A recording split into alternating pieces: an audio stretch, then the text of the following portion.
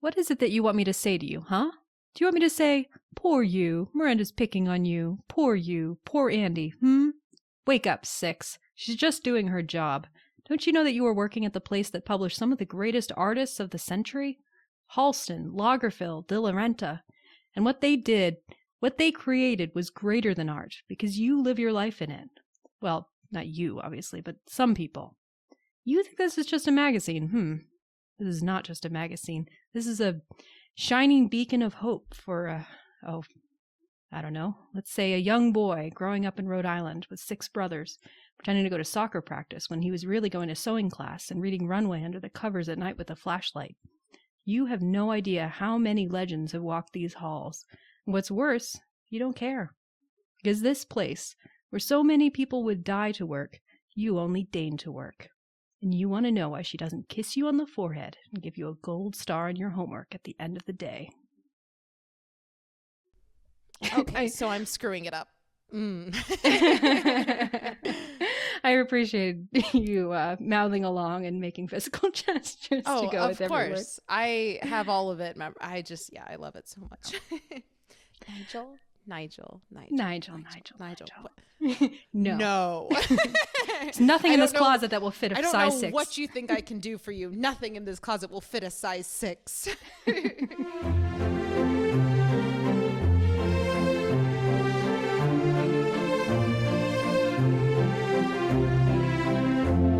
Welcome to Your Pick, a film podcast. I'm Geneva. And I'm Tatum. We're 2 friends who love movies and love sharing them with each other. Each week, we take turns picking a film that is close to our hearts and talk about why it moves us, to tears, to laughter, and everything in between. We celebrate the craft of filmmaking, as well as the unique and personal ways we find meaning in the movies we watch.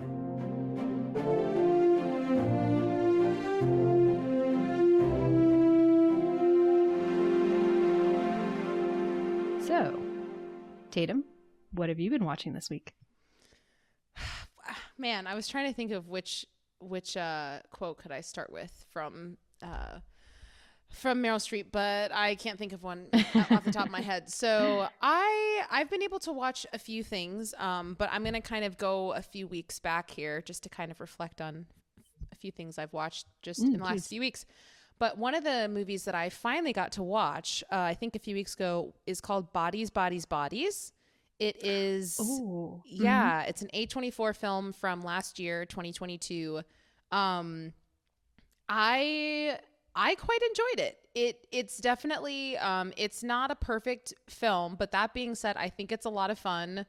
The ending is great. I don't want to use any other word other than great to avoid spoilers, but the whole movie kind of follows this premise of there's a bunch of these teenagers that go out to this basically cabin or house for the weekend to kind of celebrate. And I don't remember exactly what it is they're celebrating, but they just go out to celebrate. And pretty soon after they get there, they find out that someone has died.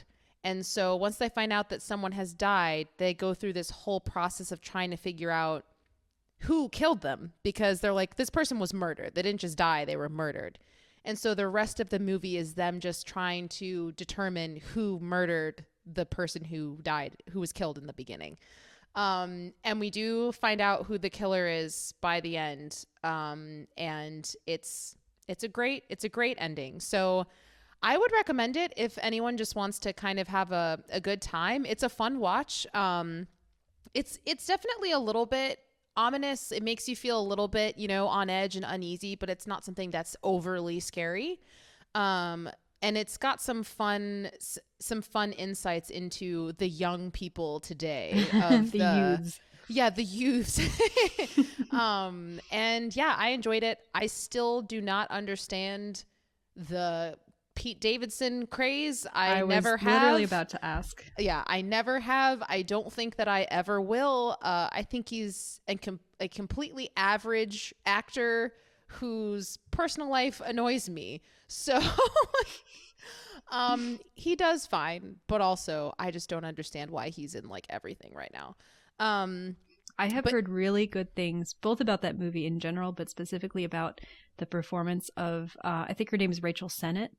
Mm-hmm. Yeah.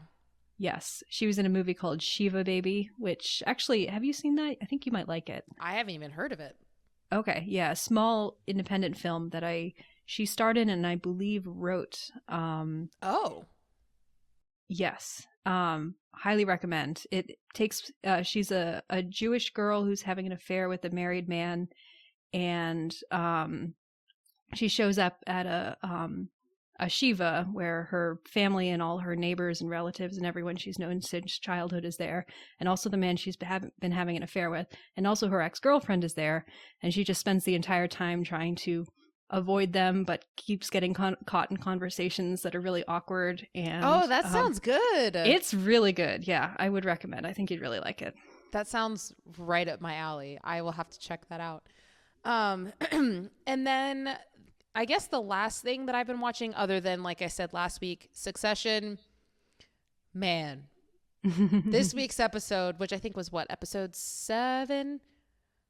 Yeah, you're getting close to the end of the season, right?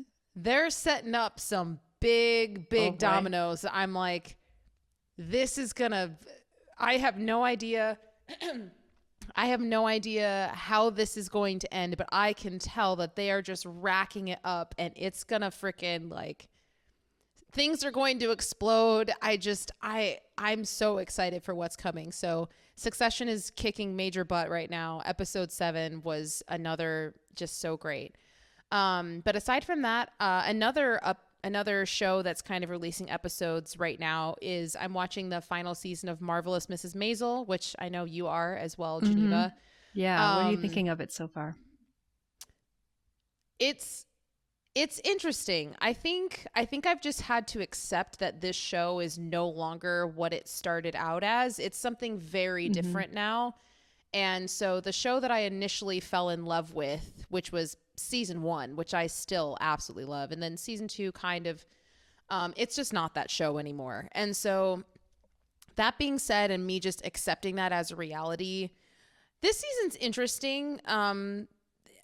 You know, I'm not really dying to come back to it every week. But that being said, they're making some interesting decisions with some of the characters.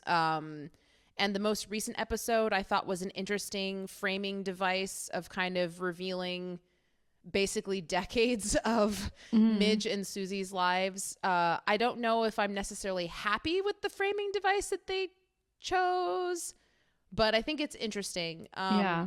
I did not like the use of the framing device in the first few episodes, but actually I really, really liked the most recent episode. For anyone listening in the future, if don't know what the rest of the season's going to hold, but the most recent episode at this time is the roast of Susie at the Friars Club, so it's primarily decades in the future with flashbacks to the current timeline of the show.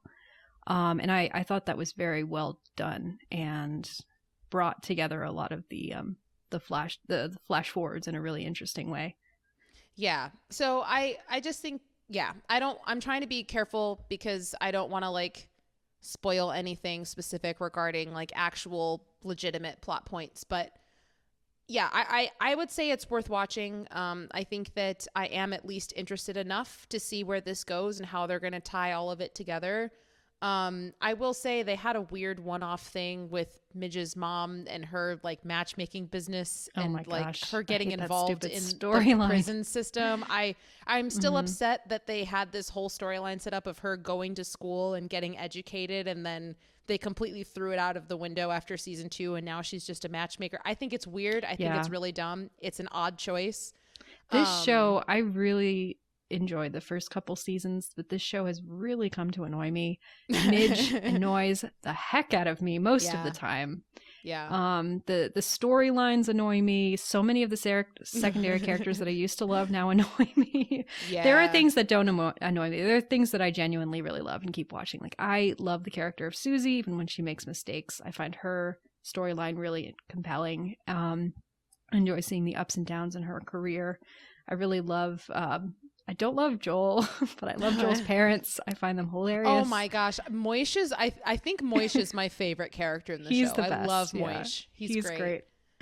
But yeah, so a lot of the things in the earlier episodes of the show were really leaning into the things that I was annoyed most about it, and I wasn't sure whether to continue. But like I said, I actually really, really liked the most recent episode. So I'm very intrigued to see where it's going to go from here. Right now, it's just basically second screen TV for me. It's TV that I have on in the background while I scroll through my phone and occasionally look up to see what's happening. Yeah, I would say the same for me, except for me, it's more so like I just finished work. I'm really exhausted. I want to watch something that I don't have to pay much attention to. So I'm laying there and I'm like half asleep. And I'm like, you know, this is a good half asleep show to be watching right now. But yeah, so anyway, I'm enjoying it. If anyone's a fan of Marvelous Mrs. Maisel, I think that it is worth watching season 4. And I think if you've made it to season 4, you already know what you're in for. So yeah, but that's I guess what I've been watching: Succession, Marvelous Miss Maisel, and I watched Bodies a few weeks back. So yeah.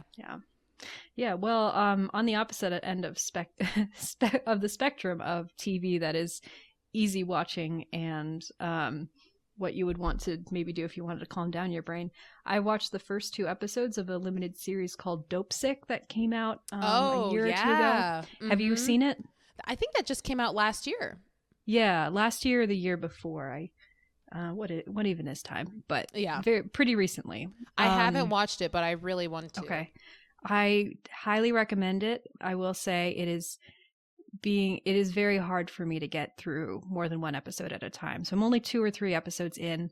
They're pretty long episodes. They're minimum an hour. Some of them go a little bit over.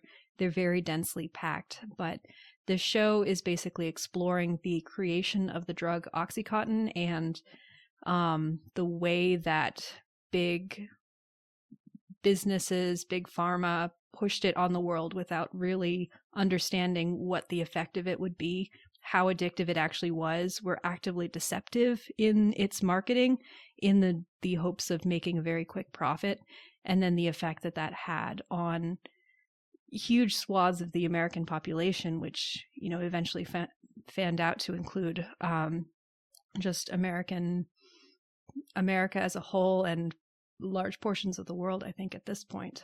But it follows multiple storylines. It jumps between different timelines. So we're following the effects of it on different characters and different sort of sectors of society. So on the one hand, you have the actual creator of Oxycontin, Richard Sackler, who is a wealthy, kind of wealthy inheritor of a pharmaceutical company, kind of a doctor in his own right. He really wants to make his name with this. You also have, on the ground level, you have Michael Keaton giving a really excellent performance as a small-town doctor in an Appalachian small mining town, who has all of these patients who've suffered mining accidents or in pain, and he sees this drug being coming out on the market, and there's all this, you know, it's being touted as this miracle drug. Oh, it's non-addictive and it's extremely effective. And so he starts prescribing it to his patients, thinking, oh, I want to do what I can for them, you know, so that they can live better lives. And have not gotten too far so far, but I'm assuming we'll slowly start to discover the error of those decisions. You got Caitlin Deaver as one of his patients, who's a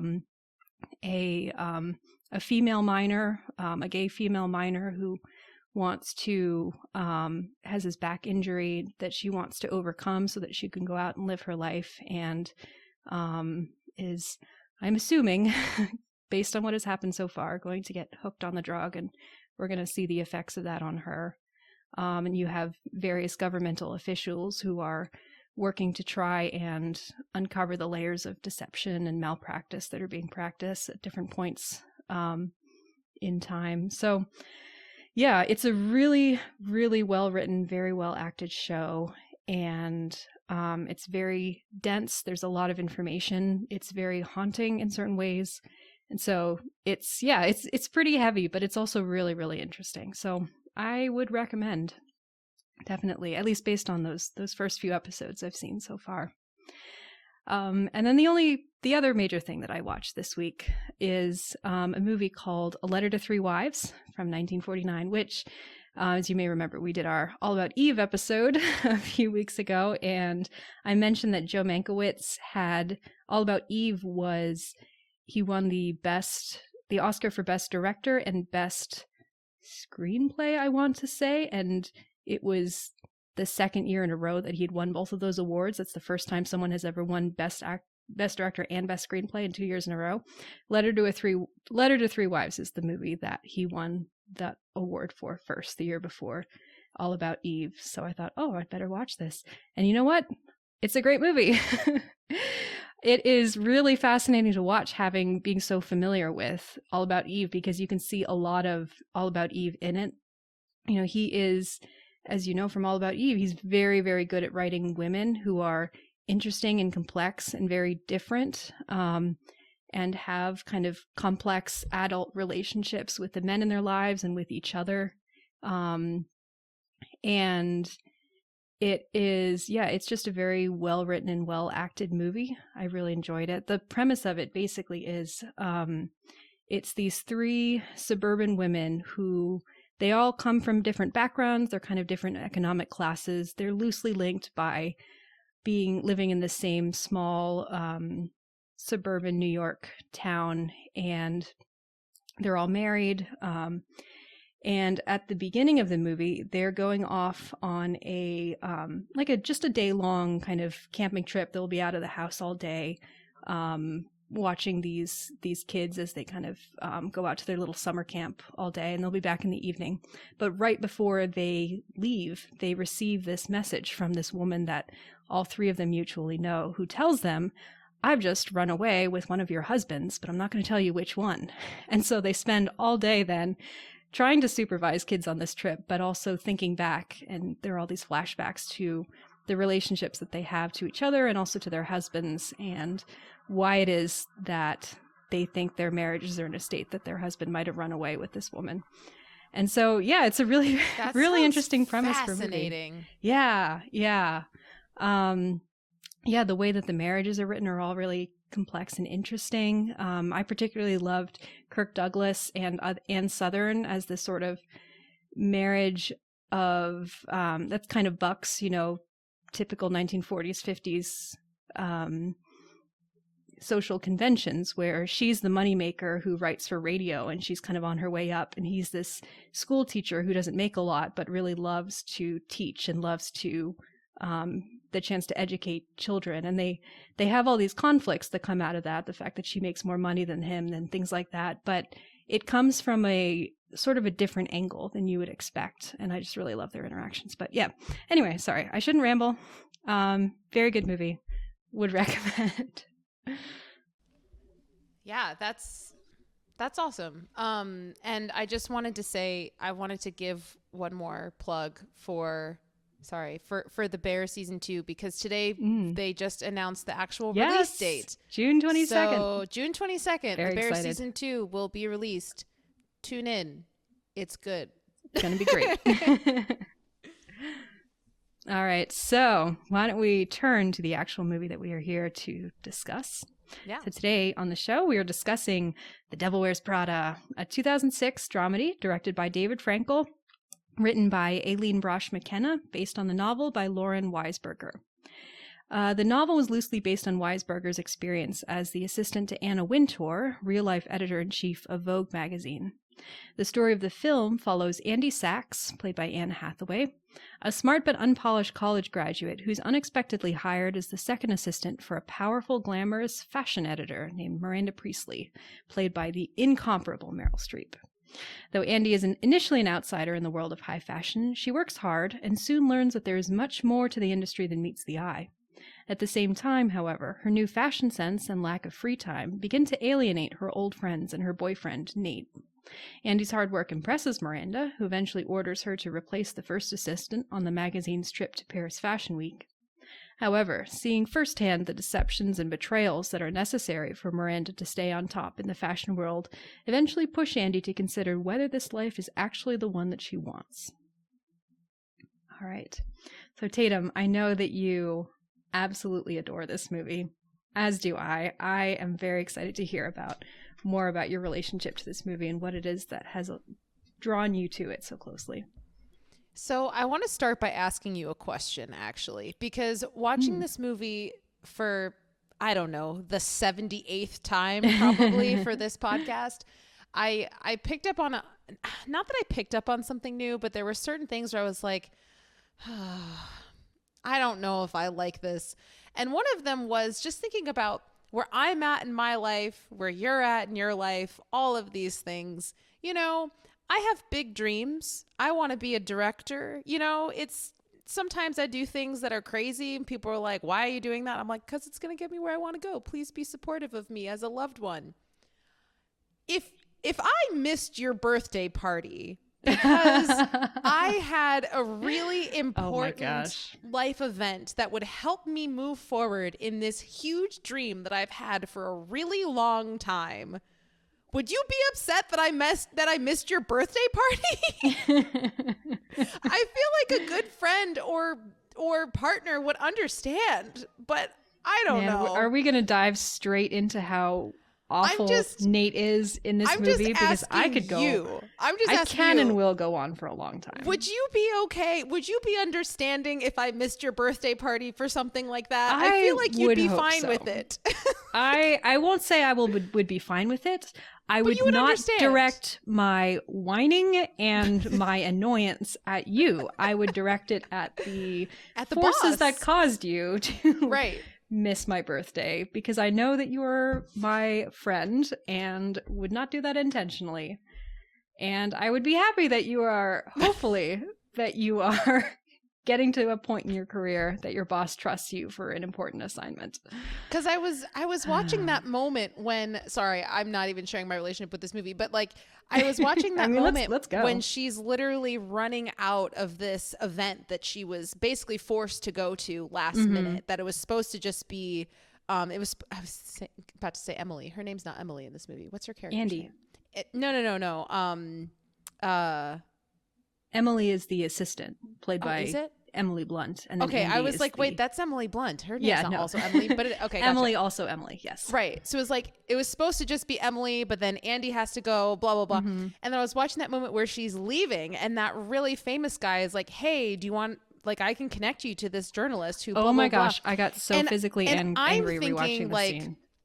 I feel like if I was leaving some sort of event or something and someone from some show or production I was working on was like, hey, Martin Scorsese's here. Do you want me to take you in so you can meet him? I feel like if I told you, first of all, I'm sorry, Geneva, I love you. I would go talk to Martin Scorsese. But I feel like you would be fine with that. I would be so angry with you if you did not go talk to Martin Scorsese. Like, I mean, maybe, shoot me a quick text, like heads up. Right. I'm going to be a little later than I thought, but I wouldn't say that. I would say, Geneva, I'm meeting with fucking Martin Scorsese. I hope you understand. And you would say, Tatum, why are you asking me this? Please go. But anyway, all that being said, I feel like, so this does kind of tie into my relationship with the movie because I feel like watching this movie as many times as I have, I've always heard people kind of raise complaints of this movie's really good, but gosh, her boyfriend and her friends suck. And I've always been like, yeah, I mean, they're not the best, but it's not that big of a deal. And then this time around, I was like, no, I hate all of that. But anyway, so that's kind of my evolving relationship with it. But all that being said, we grow. Yeah, all that being said, I love this movie. I can't even remember the first time I saw it. It must have been pretty early after it first came out, because I definitely saw it when I was around like 13, and I think that was around the time it came out. But ever since I saw it, I've always loved it. And so this movie does have a nostalgic love to it for me. But in addition to that, this movie has grown on me over time because the older I've gotten, the more involved I've gotten in the film industry and in the photo shoot world and working with, high profile people on things that are so important. Art, blah. Like, yes, art is important. I love art, but also, so I very personally relate to a lot of what Andy is going through. And even while watching this movie, preparing for this podcast, I was thinking there's so many things that I want to say relating to her character and what she's going through, but I was like, I also feel like I can't even talk about that, because what if my boss or past bosses, for whatever reason, like listen to this and they hear what because like I've literally had I've had several experiences that are basically exactly what Andy's gone through, and worked for people that are very similar to Miranda Priestley. So I can't disclose a lot of specific information that I would like to for the sake of my own career. But I love this movie because I just, it sheds a light on a reality of my life and a reality on a lot of people's lives. But it does it in a way where it's very well done. I like the characters are just so, other than, you know, the boyfriend and friendships or whatever, the characters are so well written. I mean, Stanley Tucci's character is great. Meryl Streep's character is great. Emily Blunt's character is great. Andy is, I think, the most blah out of those four, but she still is great. Everyone else, I'm kind of like, okay. Except for Jacqueline Follett. I think she's really fascinating. And Jacqueline Follett, I hope she's living her best life. I know, right? As James Holt's CEO. Right. Her and her nice funky hairdo with the yes, the I planned my whole year around this. And we're so grateful that you do. But yeah, just to end, I love this movie. I also love how many fantastic one-liners there are. I mean, Miranda Priestley is a savage. Oh my goodness. She is like, movie. She just eviscerates every single person that walks into her presence, but doesn't care. And I think she's a terrible person, but also there's layers to her, and she's a phenomenal antagonist, if you can even call her an antagonist. But yeah, I love this movie. It's one of my favorite movies of all stinking time. I think I can't say it's perfect, but I love it. It's very personal to me, and I'm excited to talk about it. So yeah. No, my story is very similar to yours. I saw it shortly after it came out. Loved it. Have seen it many, many times over the years. It's such a rewatchable movie. It's such a quotable movie. It's such a fascinating sort of object in that, you know, it really is so much better than you would expect it to be. It's so much more layered. There's so much more going on. The acting, the writing, it's just such a higher quality than you would expect of a movie of this genre, of this sort of, just from glancing at the kind of aesthetic aspect of it, you know, where it was positioned, the types of movies that you would associate with it. It's just such a cut above, you know, and it is a flawed movie, which in some ways makes it even more interesting to dig into. I was really struck rewatching this movie. I mean, it's funny you say that you had never really understood the thing about Nate and the friends being terrible, at least fully, until this rewatch. I mean, I've always disliked them, and this particular movie, I found myself getting so angry about the way at Nate specifically, and the friends to a certain extent. Although I want to dig into the friends because I don't hate all of them, but I actually. Feel really bad about this. I rated this movie slightly lower than I have in the past. This time around. Yes. I ordinarily have this movie at a 4.5, which is the same as you. This time around, because of how terrible Nate is, I do think it's an active drag on the movie. Yeah. And I think what the movie is exploring gets a little bit confused at certain points in a way that I think is a bit to its detriment. But, you know, sometimes an object doesn't need to be perfect. Sometimes it's even more interesting and can have more to say and even have more staying power because it is imperfect, you know, because there are flaws that you can pick at and you could say this low is so low, but this high is so high, you know, how do these things coexist with each other? What does it say about where you and I are at in our lives, where you and I are both discovering new depths to how much we hate Nate? What is like what has happened in our lives, or like what age, you know, what's the word I'm looking for? Like, crap, I can't think of it, but like, what's the sort of phase of development that we're in? What new phase of life have we stepped into where all of a sudden we're like, Nate is the worst? Well, we're two independent career women who are trying to do our best to get ahead, and seeing a man that stupid face. Apologies to Adrian Grenier. He's very attractive. I'm sure he's very nice, but he's such a drag on this Who's movie. also not that good of a chef because the grilled cheese that he makes her is burnt. Let me just say, that bread is black. It is burnt. Like, that is not a good grilled cheese. I will say, I did kind of want to have a bite of that grilled cheese, but really, it is burnt. It looked burnt to me. But anyway, yeah. I forget what I was talking about. Just I love this movie. I love it, flaws and all. Totally. It has.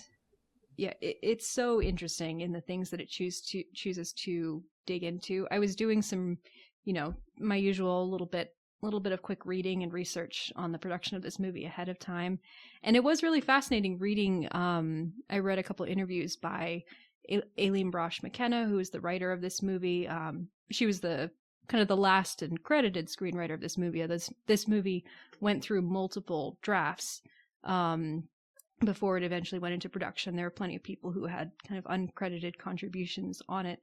But the way that this movie changed form was really fascinating to me. I've never read the original novel, but by all accounts, it is more in the sort of chick lit territory. It's much more of a satire. It's more about kind of demonizing Miranda and elevating Andy. Andy kind of gets her comeuppance on Miranda at the end. But when David Frankel, the director, and then Aileen Brosh McKenna, and I believe a few others, Meryl Streep included, as they kind of contributed more and more to the shape of this movie, it really started to change and it started to become more complex. And they started to add these layers of, well, actually, wait, why exactly are we demonizing this woman who is so successful in her chosen profession? And obviously there are really bad points to her. Like, she is not a good boss. She's not a good person. There are really bad things about her. But also she is needing to succeed in an industry that's extremely cutthroat, in a level of power that women are not often able to attain. She is trying to pursue really true excellence and true greatness in a craft that is, it's a business, and, that requires a certain set of skills. It's also an art. And so that requires another set of skills. These are really difficult things for one person to embody. And there is something admirable in the way that she's able to do that. And so they were able to just kind of bring a little bit more reality, more honesty, more nuance to something that you could easily see having gone another way and being much more cartoonish, much more flat, much more just kind of going for the easy emotional punch at the end. And instead they say, no, let's add a little bit to this. Let's really explore the relationship between the two lead characters and find something interesting to say about it. And I think that's why it's endured, even if they don't necessarily do it perfectly. Yeah, that actually brings me to a point that I wanted to say anyway, which was, so I've known, I think ever since I first watched this movie, that this movie was based off of a book that's called The Devil Wears Prada. But I remember after watching this movie from early on, I was like, I wish that they'd changed the title, because I don't see Miranda as a devil. I really don't. And I think that I don't think that it's odd that they kept the same title. It makes sense because it's based off of that book, but right. I just feel like a hit, I think. But I feel like the story that the movie becomes as it's translated to screen I just feel like that title is not fitting. I think it's catchy. Yeah. I think it rolls off the tongue and it's intriguing, and it's easy to, at least in my opinion, to just say The Devil Wears Prada and not really think about what it means because it sounds cool. But if you do, at least for me, in my opinion, if you do really think about it, it's like, I don't see Miranda as a devil, like you said. Well, maybe I'm, amplifying what you said, but I do genuinely think that she's a terrible person. I think you can have layers and have a human part of you, but also be a terrible person at the same time. I've worked for those people.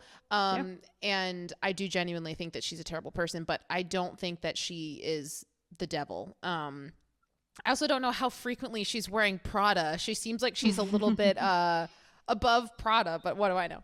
From the research I did, they said they consciously made the choice to incorporate some Prada into her wardrobe for that reason. Yeah, And exactly. apparently about 40% of the shoes that she wears are Prada. It's the Oh, statistic I saw. It seemed very specific. I wonder if they had to make some sort of deal with Prada to do that. I'm very curious whether the shoes that she wears when she first steps out of the taxi cab, the first time we see her, it's such an iconic Those shot are probably of her Prada. shoes.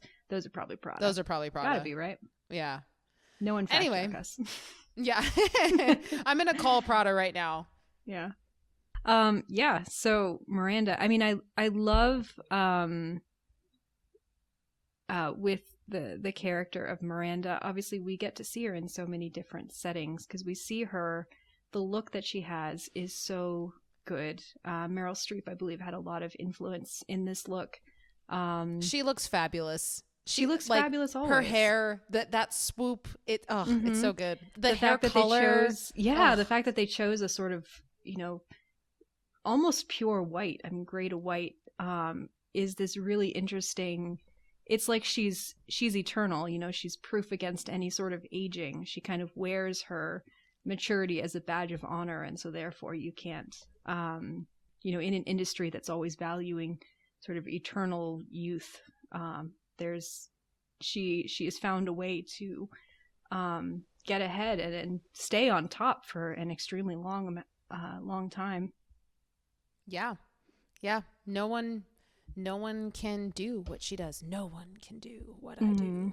Yeah, obviously the voice is so iconic. The fact that she is so soft-spoken. I've said this before, and I'm totally open to people debating me on this because I genuinely think it can be debated, and I'm fine with that. But I think that this is Meryl Streep's best performance ever. Like, I genuinely think that it is. I've seen a fair amount of her movies. I've seen a lot of her Oscar-winning roles. I'm sorry. I'm just, none of them can hold a candle to her as Miranda Priestley.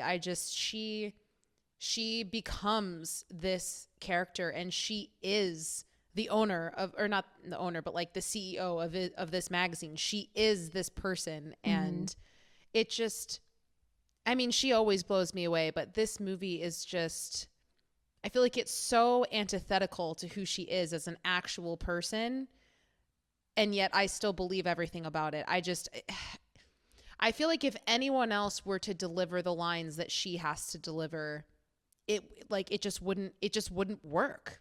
And I'm not gonna, I could spend a long time talking about her performance in this movie, so I'm not gonna do that, but this will be like my main comment for her, I guess. Otherwise I'll just go on and on. But I think that this is her best performance. I love her in this, and I think that Miranda Priestley is a formidable just person, but she also gives her so much depth, and she's a very well-rounded character. But I mean, I could say the same thing about Nigel too. We got to spend 5 minutes on Nigel alone. Stanley Tucci is one of my favorite actors. I think he's incredible, and his character of Nigel, I love him. He's so great, and he's so good at what he does, and he's so sassy but also so respectable, and but so wise, and but my heart breaks for him at the end. I love the character of Nigel, and I love how he relates to Miranda. I feel like he's the only person in this movie where we see her actually respect somebody. And I think that is really cool for him. And I also love how he kind of helps Andy in her journey of how she evolves. But he's the Stanley only one Tucci kills it. He kills it. He does. Yeah. Oh my goodness. I think this is the first thing that I ever saw Stanley Tucci in, and kind of was just instantly like, this is one of my guys. He can do anything. He really can. He really can. He's such a character actor. He just, in my opinion, he can just do he's transformed so many times. Such a chameleon. It was really interesting this time around, kind of specifically tracking just the comparison and contrast between the way that Emily treats Andy and the way that Nigel does, because they both have that sort of, fashion industry, very fast, very snarky, kind of, you're not going to kind of sit down with someone and have a true heart to heart and slow down and have that emotional moment. But Emily is very much in the, she is constantly frazzled. She's clearly trying to emulate Miranda in certain ways. She is just, she's so dismissive of Andy. She does not believe in Andy. But then at the same time, you know, thinking through, she never goes out of her way to sabotage Andy. She never tells Andy something that's not true. She's always giving her good, constructive advice. It's just that she doesn't believe Andy can actually do it. And then when Andy does, she's shocked, but she comes to respect her. And then Nigel... I think Emily's also competing with her, whereas Nigel doesn't need to compete. Like, he's like, you are of no threat to me whatsoever. Whereas with Emily, there is a sense of threat there. So I think that changes the dynamic a bit. Yeah, definitely. Nigel is more proactive in being encouraging to her, but he doesn't hold back too. You know, he tells her what's what. He doesn't kind of coach it in soft terms. And he literally tells her a 6 is the new 14. Oh my goodness. If 6 is a 14, then I don't know what size I am. Yeah. Oh gosh. Yeah, one thing that I sometimes think, I mean, we can talk about this a little more, is it seems like they did pull back a little bit on the satire of the industry, and there is some in there, which I appreciate. And maybe it's the right balance for what this movie is trying to achieve. But there are a few times where I'm like, well, I feel like you could go a little bit harder on, you know, how ridiculous this industry can be and how harmful it can be at certain points. I appreciate, one thing I really appreciate about this movie is the fact that it does contain a sort of coherent defense of the fashion industry and fashion as a legitimate art form and a legitimate source of business, a legitimate thing for people to base their lives around, you know. And that's, again, something that really annoyed me about Nate and her friends, is how dismissive they are to it when Andy starts to take an interest in it, and how much they are not considering, oh, Andy has found something of value in it. Maybe there is something that I'm not considering. Especially considering that her friends are all, well, apart from Doug, they're artists. They're all in art. Yeah, like, what the heck? Her one friend is a photographer. Nate is a chef. Like, and in what appears to be like pretty swanky, like high class establishments. They're not like starving artists, you know, scratching out etchings on the art corner. Show, like, come on, that like, place you is should decked understand out. how these things are part of the ecosystem and how much they mean to people and how it impacts people's lives. But they just her friends just bothered me so much this time around, because I just think about, you know, maybe this is selfish and I don't want to talk about me too much, but like, me being a dreamer and having things that I want to do, I want the people in my life who I consider to be my closest friends to be supportive of the dreams that I have and the hard work that I have to put in order to get there. And if I had friends that were just making fun of my job all the time, or insulting my job, or freaking like throwing my phone away from me when my boss is calling me, like dismissing my job, the work I do, jeopardizing my job by doing that.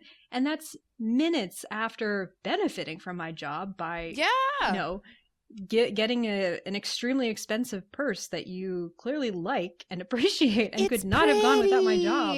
Like, do you not see how completely selfish and it's just the fact that there's never any pushback on them from Andy. Like, maybe if at the end she'd been like, I'm going to walk away from Miranda. This is not the life I want. This is not the person that I want to be.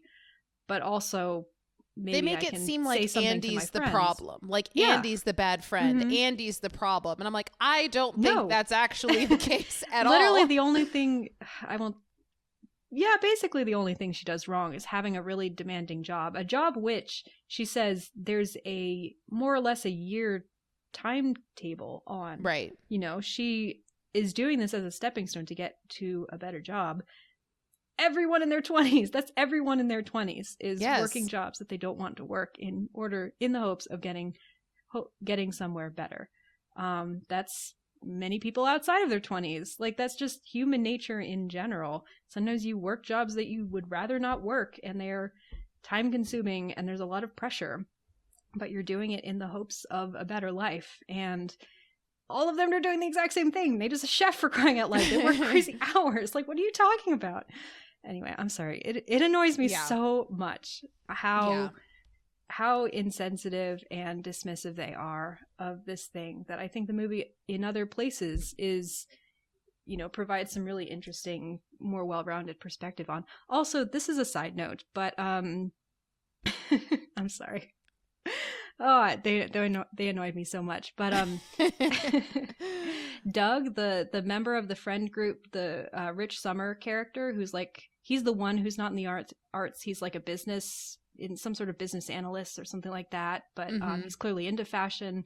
He's very much coded as gay. So it seemed like they kind of treat him homophobically, because every time he mentions like knowing of a designer or something like that, they treat him like it's some sort of like weird and creepy thing. I'm like, guys. Well, I mean, there's a lot of gender stereotyping in this anyway. Like the whole concept of Nate being like, I don't understand why women need so many bags. Just have one, you put your stuff in it and you're done. And then like he's having that whole I don't understand why someone needs Jarlsberg cheese and their grilled cheese, Nate. Yeah. And then Lily's like, because it's pretty. There's so many things where I'm like, all right.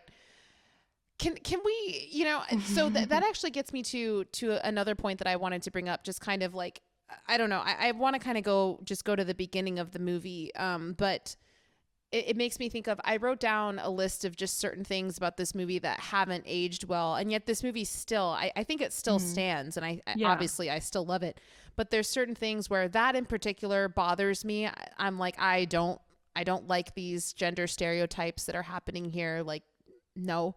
But also just like, I wrote down a list because we see, first of all, when Andy is preparing to apply for her job, she has a physical portfolio, which I think is hilarious. I remember all the sort of signs of the times things about trying to get a job in journalism right out of college in 2006 is just fascinating to me. We should talk about it. My mom, well, she primarily focuses on hair now, but she's hair and makeup artist, and she did print for years and years and years, working on photo shoots and advertisements and all that stuff.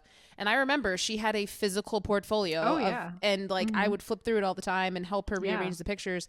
But it's like, we're seeing portfolios, we're seeing physical planners, we're seeing it's old very phones. Much, this is the last gasp of all of these things before the 2008 recession and just all of these industries, print media. There's newspapers. The idea of living in New York as being able to afford living in New York as a 20-something. It's a disappearing world. Yeah, and like Andy going through physical photos, whereas now it would just be like scrolling through your phone or whatever. Yeah. But I just found it interesting how there's so many things in this movie, especially right from the beginning, where you watch it and it feels dated. But at the same time, the story that it's trying to tell is not dated at all. And I just thought that dichotomy was interesting. Yeah, no, I agree. I think the issue that I had with this movie, and again, I absolutely adore this movie, and I think its flaws only make it more interesting and rewatchable. But to me, on rewatching this movie, this is sort of two movies competing against each other, where one is the more easy stereotypical version of this movie that is a lot more flat and less nuanced, and the other is this more elevated, more interesting, more layered movie. And I was thinking that kind of before even doing that research and seeing how much the story changed shape and how many things were brought to it by the different people who collaborated on this movie. And so it makes a lot of sense. But that is one of the things that I guess that I love, but also am frustrated with about this movie, is there are all of these vestiges of the earlier form of it that was not as good. There are all these things that drag it down. But then in between them are these new layers that were added that are so good and are so interesting and are so forward looking. They're so feminist. They're so thoughtful about the way that women operate in the world and the relationships that they have with one another and with their coworkers in the workplace. Yeah, and it's frustrating at times seeing, kind of the really great movie that this is occasionally get bogged down by less good elements. But again, it just makes it more interesting. Yeah. So just to kind of, I guess, talk about this movie in a little bit more of a positive way, because again, this is one of my favorite movies of all time, and I feel like so far we've done a lot of like, this is why the movie isn't perfect. Set the stage. Which, yes, it's not perfect, but also this movie rocks. So it truly does. I know I've definitely talked about this before on the podcast. I will continue to talk about it because it's something that I just love when watching movies. But I love how movies establish characters from the get-go. And this movie is so good at doing that. The fact that we have this montage in the beginning of all of these models having their, you know, really, really fancy, sexy way of getting ready for work. And then Andy's kind of just doing her whatever it is that she does. Your normal person routine. Yeah. And then we see, you know, we're introduced to Emily, and she's like this firecracker of a person. And then obviously the epic entrance of Miranda. And we've got Nigel's, gird your loins. Nigel's opening of Gird Your Loins, and him going like his little whistle and pointing through the clipboard. Who's that? You know? Yeah. That then, I can't even talk about. Yeah, that I can't. But then, you know, obviously we have this huge introduction of Miranda Priestley. We see her feet. We see her getting into this elevator and someone leaving the elevator and apologizing, even though she's done nothing wrong. Everyone's scrambling in a panic. Yeah. And then we see her face finally. And then she starts talking. Oh. And it is this insanely, ridiculously long monologue.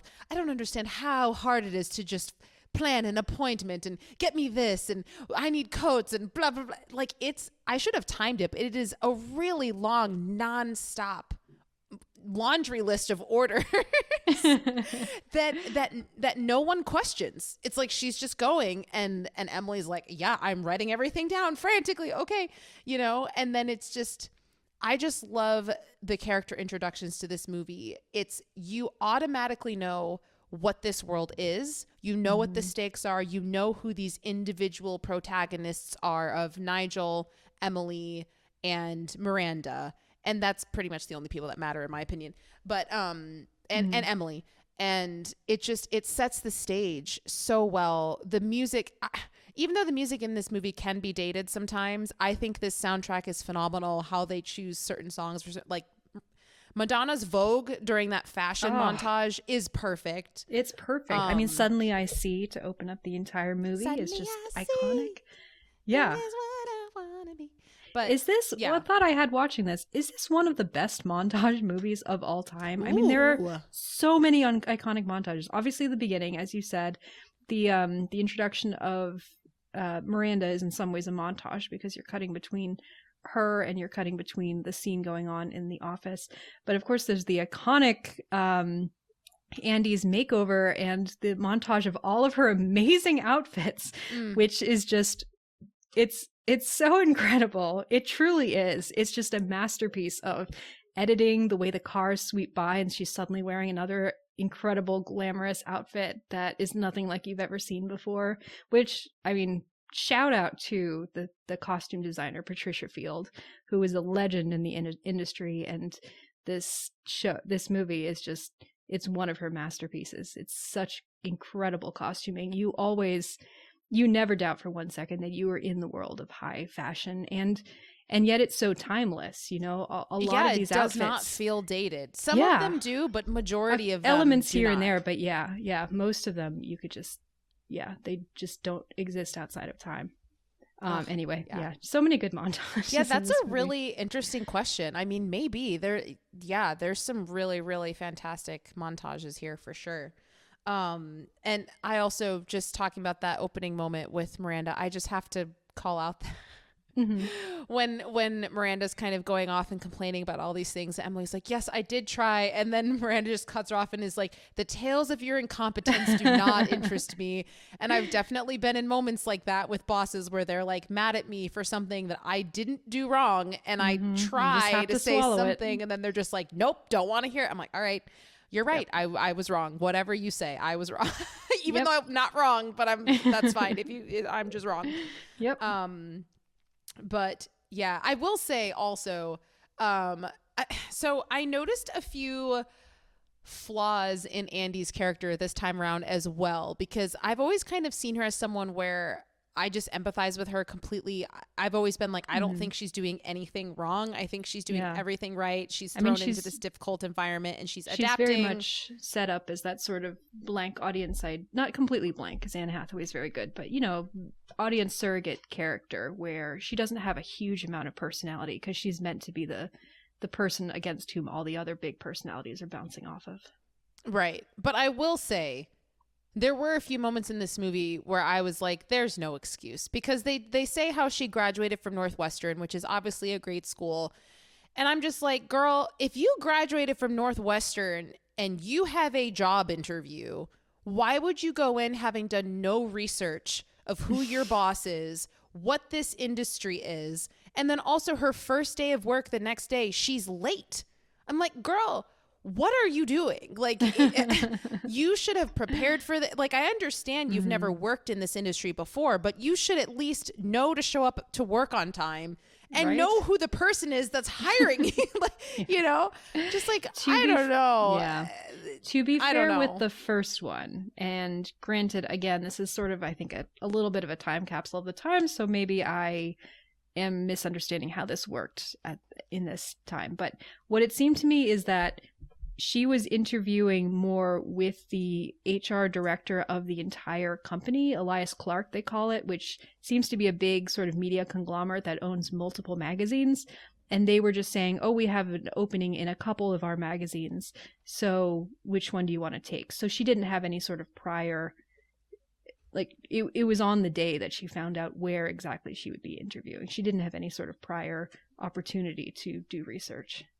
I just feel like going to Northwestern, maybe this is an unfair stereotype, but I feel like if you go to Northwestern, I kind of assume that you're an overachiever. So, because I think about if I had a job interview that was theoretically going to help me get to a place that I really want to go. So therefore, it's an important opportunity. I don't care if I found out 5 minutes before. I'm going to do research to find out who I'm talking to. Well, how are you going to research at the time? It's not like you can pull out your phone and Google it. Go buy a magazine. You'll at least know what the company is. Go buy the magazine. Take a look at what they sell and look at the first inside cover to see who do something. Right, don't just walk through the door. Because it's very clear. She's like, you don't know me. You don't know the magazine. I'm like, she doesn't know anything, you know. It's just, I know. I mean, the fact that she doesn't even know who Miranda Priestley is, like, she's never even heard that name. Well, maybe she's heard that name, but you know, she truly has no idea. Yeah, she's very, very deer in the headlights. A little bit exaggerated. Also, gotta say, on a similar topic, that first outfit that she wears on her first day of work, you know, this cerulean sweater. It's awful. Yeah, I was like, that is the most. I mean, again, props to the costuming department. That is the most hideous outfit I have ever seen in my life. The skirt with the shoes and the Argyle tights. Skirt, which I can also say I would probably wear at some point. But not with those shoes and those thick tights and that sweater, though. Yeah. I would probably wear that, but it is hideous. You would wear that whole outfit? I would, and I would think I was killing it, and then I would catch a glimpse of myself in the mirror and be like, oh, wait, no, I've made a mistake. I would never let you go to a job interview dressed as something like that. Be like, Geneva, I love you. At least change the shoes or something. At least the shoes. I know that's one of the things that the first glimpses we get of Nigel being a good person, being supportive of Andy, is him bringing her the shoes, the sling bags. Right. Because he's like, at the very least, girl, just change the shoes. Stop embarrassing all of us. At least the shoes. Gosh. Yeah. Also, can we just give a quick shout out to Emily's line? I'm sorry, do you have some prior commitment? A hideous skirt convention? And then she starts cracking up, and it's so good.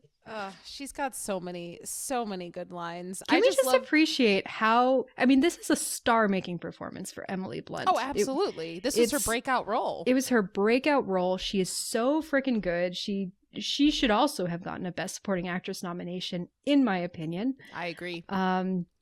She's fantastic. She completely holds her own with Meryl Streep and all of her other co-stars. Every line that she says is iconic, and Emily did nothing wrong. I mean, speaking of Emily and character introductions, her introduction is great too, because the first thing we hear her say is her walking in and just going, Andrea Sachs. like what is happening? It's like she's so angry. She's just like so pissed off at every moment at the same time. She's like, ugh, why? HR certainly has a sick sense of humor.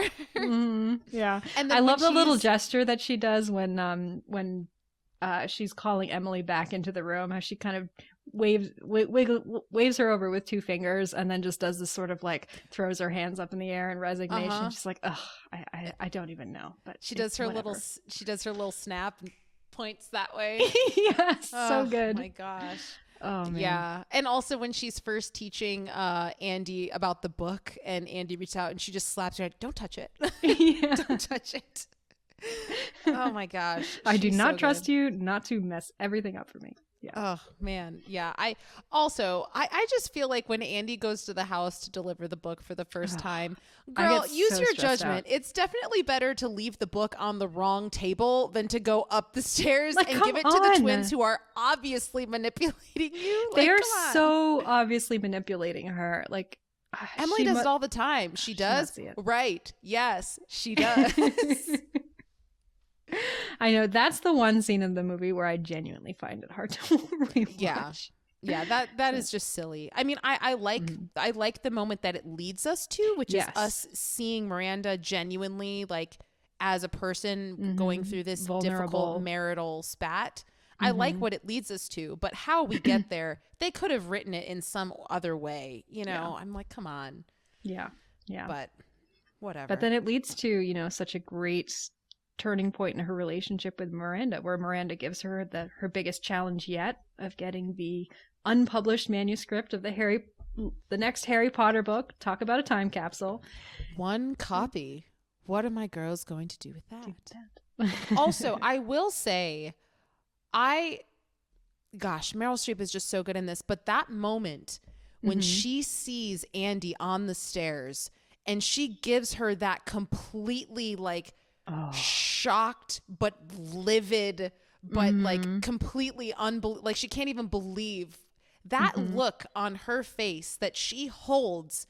I'm just like, okay, I bow down to you, Meryl Streep. Like that is just that just in general, it's amazing. Just in general with this performance, like how well she's able to convey the idea that she is specifically singling out Andy, that she's intrigued by Andy, that she's kind of tracking Andy's progress and, is annoyed with her at times because she feels like she can do better, or she's kind of impressed by her at other times.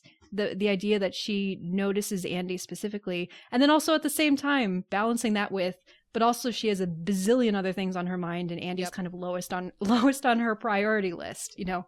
The way she conveys, like, this is a woman who has so many different claims on her attention, and Andy is one, and we're tracking that specific relationship, but also there are so many other things that she's thinking about at any given moment. And so she's only giving Andy the barest bit of attention because that's all that she has to give, and also all that she cares to give. Right. It's so well done. I said, take a chance. Hire the smart fat girl. Oh my gosh. I mean, she's just absolutely brutal. Oh my gosh. And that montage when yet another montage, dang. But the one when Miranda just like keeps coming in every day and throwing the coat onto the desk. One of my favorite questions, which I can relate to this so much. I have worked for people that say things like this and expect you to have an answer. But one of the lines she says is, "Where's that piece of paper I had in my hand yesterday morning?" It's like, what paper that you, what? Yeah. Like, where's that piece of paper? Give me a reservation at that place that had the good review. Like, what? Did she say what kind of skirts? No, I tried to ask. No, you do not ask Miranda anything. Yes. She's moving up the chute. Did she say why? Yes, she explained every detail of her decision making, and then we sat down and braided each other's hair and gabbed about American Idol. I see your point. I see your point. Oh my gosh, it's just she's so, and I love the I mean, just to go off and just say a bunch of Miranda lines, but there's another one where it's in that same scene when she gives Andy that whole speech about pile of stuff, but before she does that, when she's first going through the run through or whatever it is with everybody, and she's just like, why is no one ready? Like she's very disappointed that it's so good. it's like they're ready, but they're just not giving you what you want. And so you bring on this totally condescending tone. Why is no one ready? Yeah. Yeah. Later when Andy's digging through her bag trying to find a paper, please, by all means, move at a glacial pace. You know how that thrills me. I say that very often as a joke. I don't ever say that seriously to people, but yeah, it's just, and then some antibacterial wipes, perhaps. But only when that other assistant has not chose to become an incubus of viral plague. Oh my gosh. Oh man. I feel like I have to say it even though everyone knows. I feel like I don't have to say it because everyone knows this line, but I have to say it. Go for Florals for spring. Groundbreaking. We've been seeing a lot of this year. No. She's just like, no. Oh my gosh. Man. Oh my gosh. So many good lines. Also, one that I think about way more than I should. Which is not a Miranda line, but going back to Emily and her iconic lines, when they're at the ball, not the Met Gala, but whatever that ball is, she's like, "Oh, I'm on this new diet. Well, I don't eat anything, and then when I think I'm about to faint, I eat a cube of cheese." I just love how it starts with Andy going, "You look so thin." She goes, "Do I? Do I? Thank you." Oh my gosh. gosh. She truly does care about what Andy thinks, despite being so rude to her the entire time. Well, I mean, okay, so if we want to I mean, that's also the scene where their relationship starts to change, because that's where Right. Andy helps her out, which, like, she doesn't realize that's eventually going to lead to Andy replacing her. But I don't think Andy realizes that either. But no, I mean, it's not an intentional move. Yeah. So I actually, since you mentioned this and brought it up, I kind of want to go through some of my favorite Emily lines too. Oh, please. One of which is when Andy goes, "Are you doing anything fun this weekend?" She just goes, "Yes," and then like just walks that's away. it. She's like, "Yeah, I am." Period. I actually use this line a lot in my life. No one ever knows what I'm talking about, but I use it anyway. When Andy's like running around and she's like, "Wish me luck," and she goes, "No, I shan't." No, shan't. No, I shan't. Oh, also, when Andy's like frantically trying to get the manuscript, and Emily's like, "I rarely say this to people who aren't me, but you've got to calm down."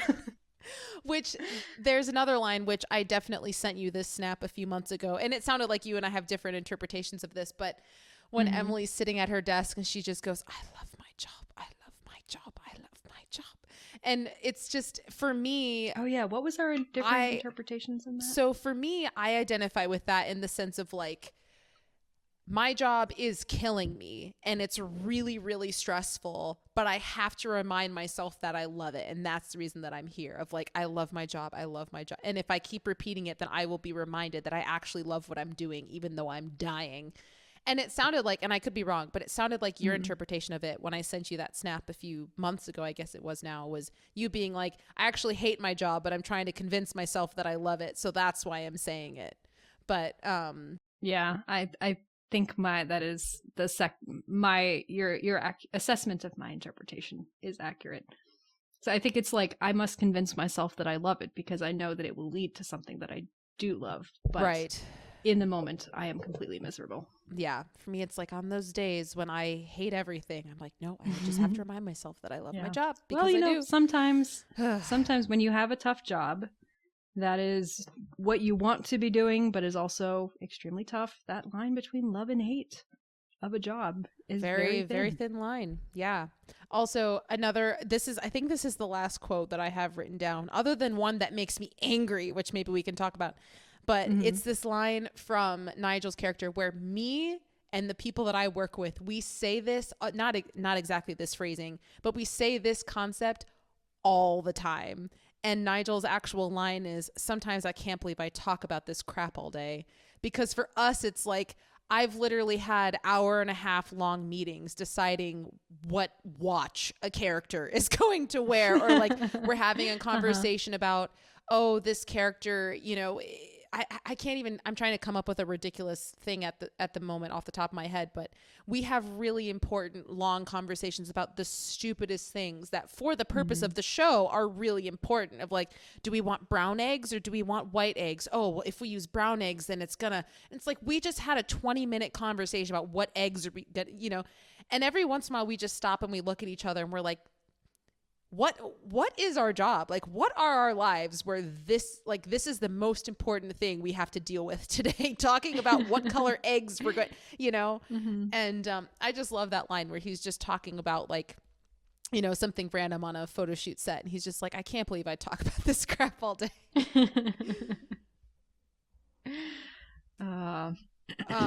But yeah, the quote that I hate that makes me really mad, not to frickin' go back to Nate again, but I don't like how this movie makes Andy out to be the bad guy and makes all of her friends out to be the good people. Like, they're the ones that are in touch with reality and Andy's going off and she's getting lost. I'm like, no, I don't actually believe in that narrative. But it's at the end when Andy's like trying to be apologetic and she just says, I turn my back on everything for what? And Nate goes like, for shoes and shirts and skirts. But I'm like, fuck you, man. Like, come on. I also specifically singled out that line as one that I hate so much. I absolutely because hate that is explicitly not what she's established in the narrative. No. That's not what draws her into the starting to care about her job and do really well at it. What she really starts to care about is, she gets very excited about what the magazine is doing in terms of the writing that they're able to publish. Like, that's something that really appeals to her. But also the turning point in her arc of actually starting to get off of her sort of self-pitying stump and really start to care about taking ownership of it, is the conversation that she has with Nigel, which I quoted at the beginning of it, where she hears about how much this magazine meant to Nigel, and Nigel being a person whose talent she sees and admires, who is also, has to some degree managed to keep his own sense of integrity and his, some level of kindness in what he's able to do. Him saying, this magazine is important to me because of the solace and, outlet for expression that it provided for me as a young gay boy in a community where that was not, tolerated or at least kind of welcomed. Like, that's a really important turning point, hearing from him, from this character that we like, what this magazine meant. And so therefore, that is the, something that she and then we as the audience, where we start to see, oh, maybe there is a little bit more depth to what this thing is. Maybe there's more value to it. And again, like, the movie could maybe go a little bit harder on the bad points of the fashion industry. Like, maybe it could get a little bit more into how corporatized it can be, how the beauty standards that it perpetuates that are very exclusive and damaging. But it does provide the sort of defense of, an actual value that it adds to the lives of human beings. And so, and that is explicitly what it is that Andy, starts to change Andy's mind about it. And then for Nate to just reduce it to, oh no, you were a girl, so you liked all these, pretty clothes. It's so infuriating. It's so infuriating. It's demeaning and it's disrespectful and it's not okay. And it's inaccurate to the narrative and the fact that she just goes along with it. It makes her seem like she's the one doing everything wrong and that Nate is the good guy and he's helping her get back in touch with her real self. And I'm like, no, maybe she's discovered a new side of herself that's actually really empowering throughout this process. And you're actually trying to hold her back so that you feel less terrible about where you're at in your life. It's like, maybe she's moved past you, man. Just stop trying to pull her down. I find what he says to be really demeaning, and I wouldn't mind it as much if it wasn't framed in the way that it is. If the movie was framing him as an asshole, I'd be like, absolutely, yes, I'm here for it. But the fact that the movie is framing him as him being in the right, I'm like, no, you're freaking not. Yeah.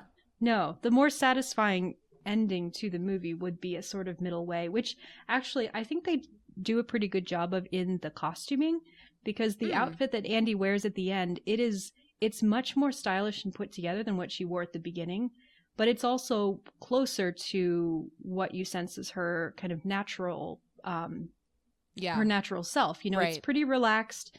It's, you know, it kind of shows intelligence. It shows that she's put together, but it's not, you know, it's not very fancy. It's not very pretentious. It shows her, but her in a point where she has grown and she's acquired new things, and she's able to kind of take that and meld that into who she is. And they do that really well through the outfit that she picks. But the narrative itself, she's just back where she was at the beginning, and it's so infuriating. The narrative should end with her rejecting Nate and going her own way and saying, I'm taking the experience I had there, and I'm going to go and be a journalist, and I'm going to be on my own, and it's fine. I've learned, I've grown, I'm moving on. But for her, instead, and like, it's like, what is she now moving to Boston? It's like, well, it sounds she's like just got a job. Might take that. So I'm like, it's almost worse. It's like, oh, I'm going to stay here and do what I want to do, but I'm also going to stay in this long distance relationship with this guy who's going to drag me around.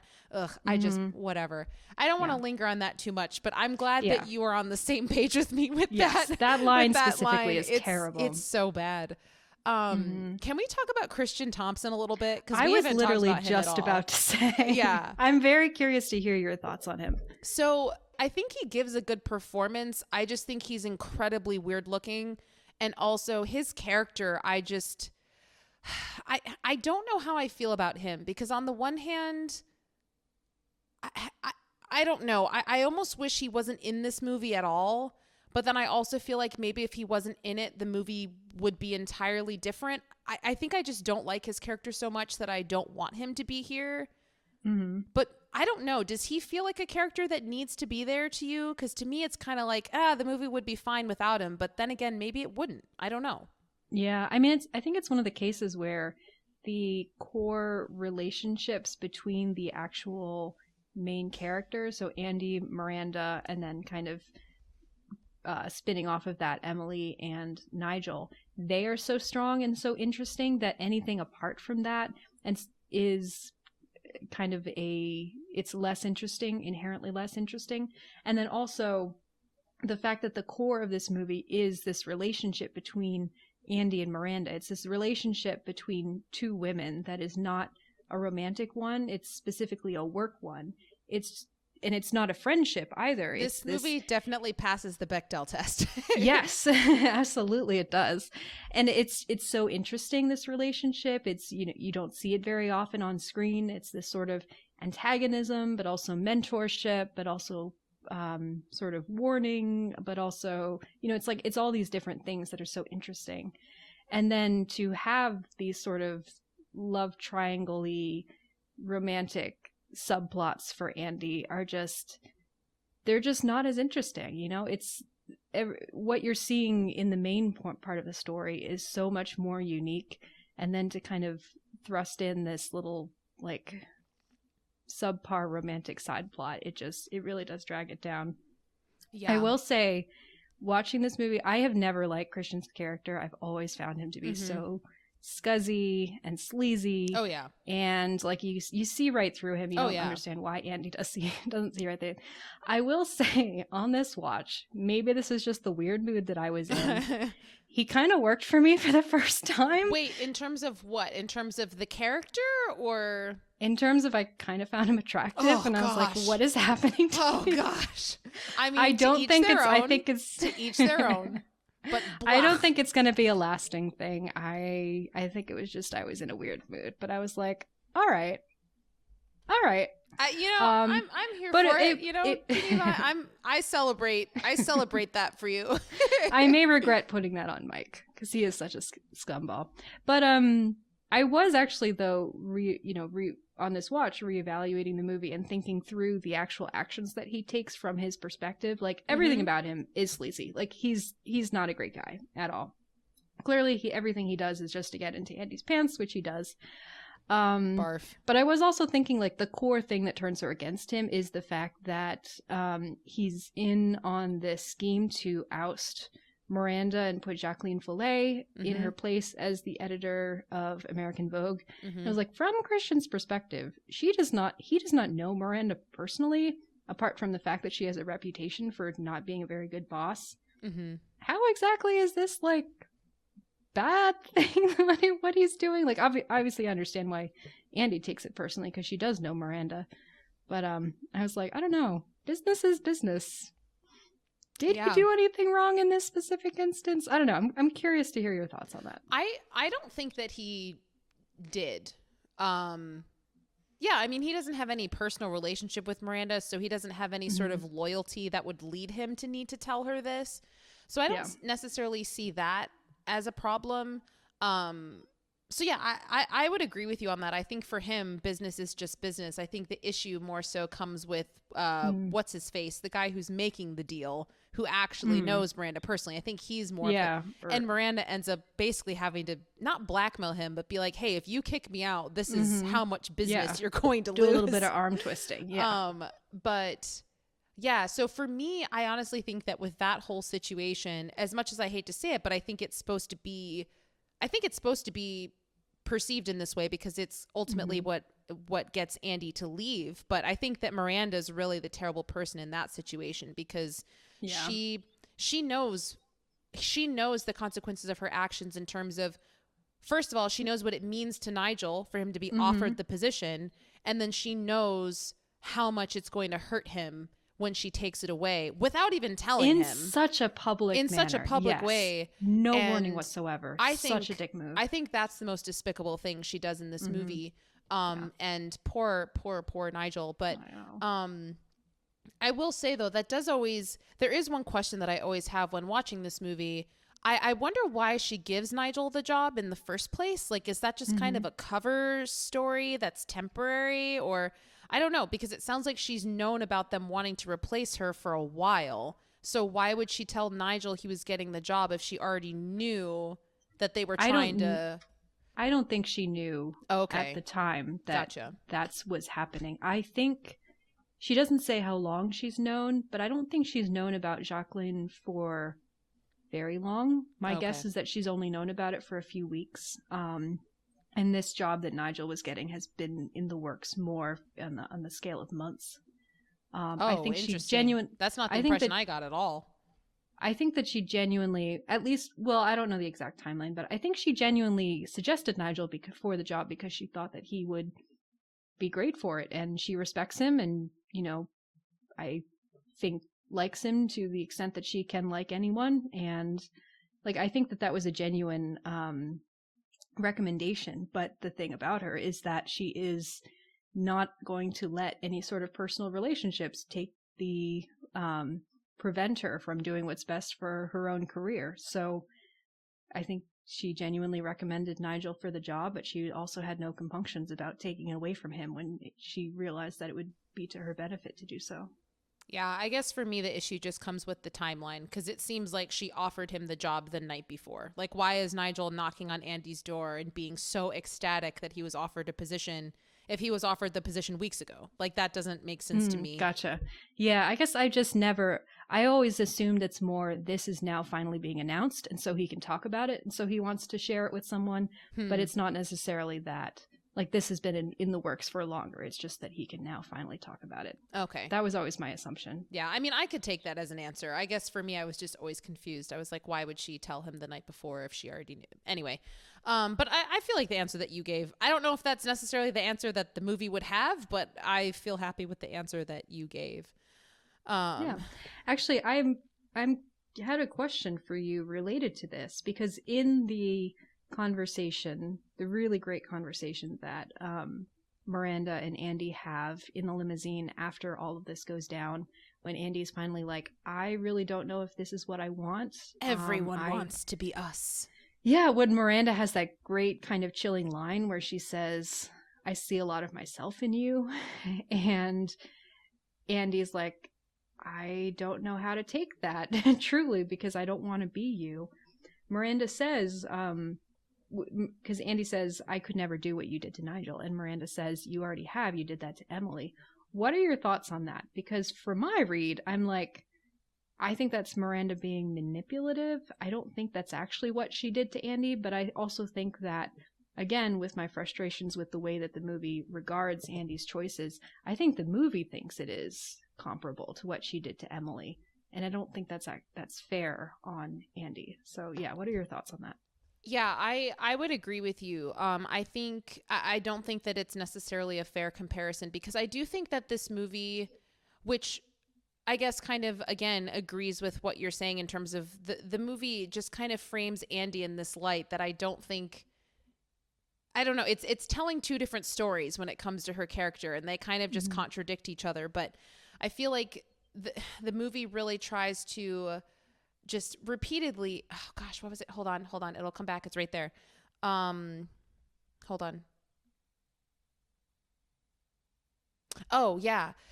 The movie repeats this phrase over and over again of her saying, I don't have a choice, and people emphasizing on her, but no, you do have a choice. And I actually don't think that that's true. No. And I think that that's a repeated theme throughout the movie of, again, trying to frame Andy as making all these poor decisions, and it's impacting the people around her because she's making poor decisions and she's sacrificing this for this unjust cause. And I'm like, sometimes you are legitimately in positions where, like, you don't really have a choice. It's like, yes, you have a choice in the sense of, like, do I want to keep my job or do I want to get fired? But that is your option. It's either do what you're being forced to do or get fired, which in my opinion is not actually a choice. And so for me, I don't think that this statement that Miranda makes at the end, I don't think the situations are comparable. I think that maybe the farthest I'd be willing to stretch that would be maybe Andy recognizing that, like, this is a stepping stone onto how far I could go with this. Like, I feel bad about what I did, and if I were to stay in this place longer, I could get to a place where I'm doing what Miranda did. That's kind of the farthest I'm willing to stretch that in terms of how they're comparable. But at the same time, I do think that they're different situations, and I do actually believe that Andy was forced into that situation. I don't think that it was a choice she was able to have. And I also think that we see that empathy from Emily too. I think that even when they're in the hospital, even though Emily is angry, justifiably so, you know, she's completely justified in her anger. I think she's worked for Miranda. I can tell in what she says and how she's behaving that she actually knows that she didn't have a choice. And at the end, when Andy offers her the clothes, Emily's genuinely grateful. And she says, you have big shoes to fill. And so I think that, honestly, the only person that I care about how they feel about what she did to Emily is Emily. And I think Emily recognizes the situation that Andy was in. And as long as Emily's fine with it, I don't care. And I think Emily is fine with it. And ultimately, like, having been through situations like this with terrible bosses, like, that are very similar to this type of dynamic, trauma bonding between employees is a thing. Oh, and you know that I know. Yes. And I think that Andy and I've Emily also been in that situation. Yeah, like Andy and Emily, their relationship has been very tumultuous, but at the end of the day, they're the only ones who understand what each other has been through. And so I think in a way, Emily is the only person that actually has the ability to make a judgment call on what Andy did. So yeah, I mean, I agree with you. I think it is kind of sad that we end on that note with Miranda making that statement I think it's a very profound statement, and it says more about what Miranda believes than what Andy believes. But it's just another, like, final jab of trying to tell the audience, like, oh, Andy made bad decisions. And I'm just like, no, I'm not on that train, guys. Yeah. I'm sorry. I guess one we probably shouldn't go too far down the road of, like, what they should have done, but one small change that I think would have really helped would be to frame that how Andy ends up going to Paris differently, and maybe had it be instead Miranda says, I'm going to write you a really good recommendation if you go to Paris with me instead of Emily, instead of saying you are going to Paris with me instead of Emily, or had offered to make her some connection, or had given her some sort of tangible thing that is not, it's all or nothing, it's your job or not your job, Right. Like, I think there should have been some active choice that Andy made to get ahead, which would have made that comparison have a lot more resonance. Yeah. Which, again, it bothers me why no one else in her life understands. No one in her life understands that either. Like, outside of the workplace, everyone's like, oh yeah, these are your choices. You're choosing work over whatever. And I'm like, well, Not really. I mean, yes, but also no. I wonder if too, I mean, some of the reviews that I was reading, you know, they pick up on the same, you know, things that we're talking about here. So it's not like this was not discussed at the time, but I do kind of wonder if, again, us being on the other side of the 2008 financial crisis, and then just after years of a really crappy economy, coming from losing at it from that all perspective hope in of, humanity. Yeah. Coming at it from that perspective of like, jobs are so few and far between. It is so expensive to live in New York. It is so hard once you lose a job to find a new one. Like, again, if she lost this job, she really doesn't have a choice, because there's no other, you know, there are very few other footholds that she could possibly find. I mean, Emily literally tells her in the beginning about some lady who sliced her finger open and missed a phone call and now works at TV Guide. Like, these are the stakes we're talking about here. Yeah, but like, I mean, for like in different parts of the years to come, it's like less, are you going to work at Runway or are you going to work at TV Guide? And it's more, are you going to work at Runway or are you going to work at all? So I just to kind of, go ahead. Sorry. So just before I forgot it, because we were talking about the Emily, we already talked about Emily, but then we had gone back to the scene of her at the hospital. Just a moment of appreciation for Emily Blunt, just angrily weeping and chowing down on that roll and being like, you shouldn't go to Paris. You eat carbs for Christ's sake. I feel like on the inside, Emily's actually grateful. She's like, look, I can eat pudding now. My blood sugar can finally be at a healthy level. I know. The very first thing that she does when she finds she's not going to Paris is start scarfing down everything in sight. Absolutely. It's so good. It's so relatable. Yeah. So just to kind of, I guess, go to the end of the movie, I'm not sure if you have like more things that you want to say, but I find that I love the final line of this movie, which is kind of Miranda and Andy have their moment where they see each other across the street and Andy waves and Miranda definitely cares but plays it off that she doesn't. And, you know, she sits down in the car and she's got this little moment where she kind of smiles and almost even giggles. And then immediately the look's gone and she looks at the driver and just goes, go. Go. Oh, that she should have won the Oscar for that line. The delivery of that line alone. It's her best performance. I mean, she's so won good. several Oscars for roles that are not as good as this one. So I'm like, come on. You're not wrong. But yeah. And it's such a nice human moment again, where we get to see that she, again, like she thinks about Andy. You know, Andy is someone who sort of penetrates the millions of things that are on her mind, her busyness, her coldness, her remove, and she actually has a moment to appreciate, like, this person is different than I am, and she has chosen a path that is better for her, and she seems genuinely happy that Andy has, you know, has gone her own way and is now doing something that is more suited to her. And it is this really nice moment of closure for her, even though, again, you know, that moment quickly closes off and she goes back to the you know, cold-hearted, cruel person that she normally is. Yeah, I mean, I have lots of other things I could say, but they're just kind of like one-off comments. But yeah, I mean, feel free to spit them out. I mean, I'll just go through my last. I feel like there's so much about this movie that we've not talked about yet, even though we've been talking for a long time. I know. Which, again, it's just a sign of how good this movie is. This is similar to me with Pulp Fiction, where it's like I could spend the whole podcast just quoting, like saying my favorite quotes. But yeah, just to go through a few other things, I guess, that I wrote down here. One of which is, even though Nate sucks, I think he's the worst. I am jealous of the fact that Andy has someone that she can come home to rant about work, and they'll just listen. Because he'll listen, and then he'll cook her a grilled. I mean, hopefully most of the time the grilled cheeses are less burnt. But I would love a live-in guy that I can rant to, and who will instantly cook me a grilled cheese at any time of the night. Sounds great. I'm definitely jealous of that aspect of Andy's life. Another thing I wrote down, Miranda using a razor phone, LOL. It was the coolest phone at the time, so it makes sense that she would have one, but also, dang, that's fun. Also, I almost kind of feel like she would, no, I was going to say, wouldn't she have a BlackBerry? But I feel like Emily would have a BlackBerry and Miranda would have a Razor. I don't know. Anyway. Yeah. I can't say that I am up on cool phones of the period. That's my prop buyer mind of like which phone is more suitable for which. I feel like Miranda would have a BlackBerry and Emily would have a Razor. I don't know.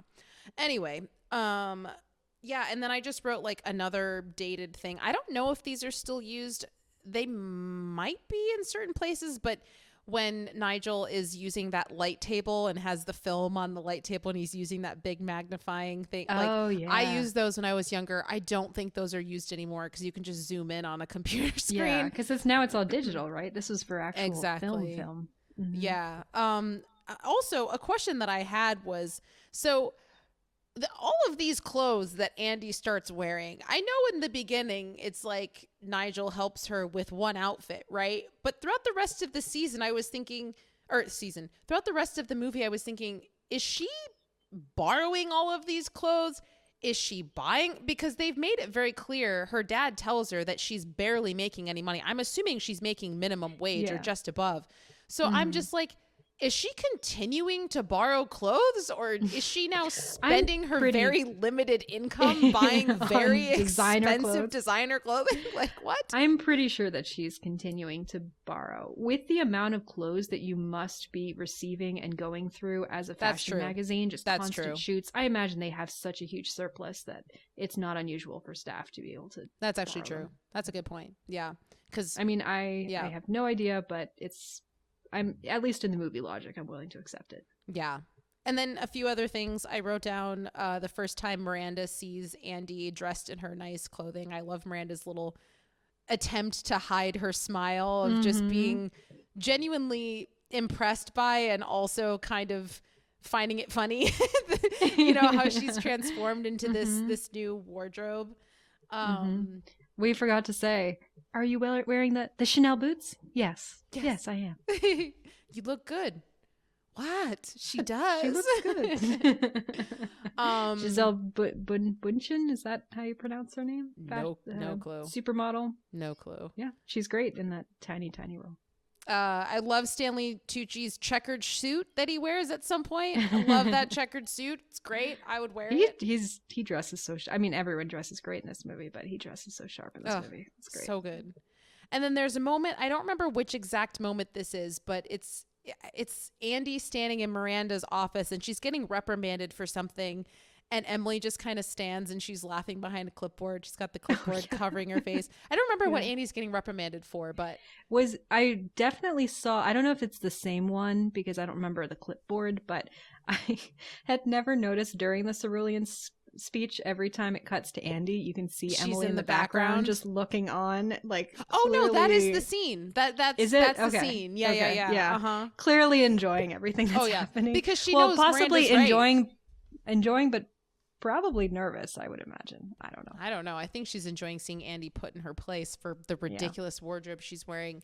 Oh my goodness. And it's not that it's not even that the clothing is bad. It's that it's blatantly disrespectful to everything that they're doing there, which, you know, Nigel makes very clear to her in his speech. But it's like the more offensive thing, aside from the clothes being hideous, is the fact that it's so evident that she doesn't give a crap about what it is that they're doing. And I just think, I do think it's that is one thing about Andy.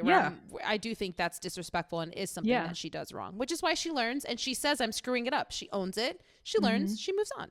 She does, yeah. I mean, just to snort in the middle of a meeting. Oh like my gosh, come on. So disrespectful. Yeah, like, come on. Yeah. You deserve to get called out for that. She's lucky she wasn't fired for doing that. Yeah. Come on. I mean, she's more justified. It would make more sense if she was fired for snickering in that meeting than it would for if she didn't get the Harry Potter books back on time.